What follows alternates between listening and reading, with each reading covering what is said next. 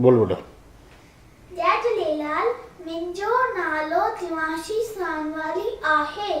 मां तव्हांखे हिकु कहाणी आखणी ॿुधायां थी। सहकार जो फल। हिकु नदी जे किनारे पिपड़ जो वण हो। हुन वण ते हिकु कबूतर वेठो हो। वण जे हेठां नदी जे किनारे हिकु माकुड़ी पई घुमे। ओचितो ई ओचितो छोड़ी अचण सबबि उहा माकुड़ी पाणी में गिरजी वई ऐं गोता पे खाधई। माकुड़ी खे बुलंदो ॾिसी कबूतर झटपट हिकु पंधु पटे नदी में खणी फिटो कयो। माकुड़ी पंहिंजे अॻियां पंधु अंडो ॾिठो त हू टिप ठही वञी हुन पन ते वेठी ऐं उहो पन तुरंत किनारे लॻो। हिन ॾींहुं हुन पंहिंजा प्राण बचाया। उहो वञी कबूतर जा लख थोरा वण टिपी।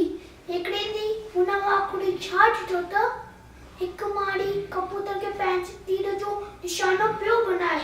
माकुड़ीअ माड़ीअ हिकु पेर में चक पातो त हू तीर घुसी वियो ऐं कबूतर वरता उॾामी वियो।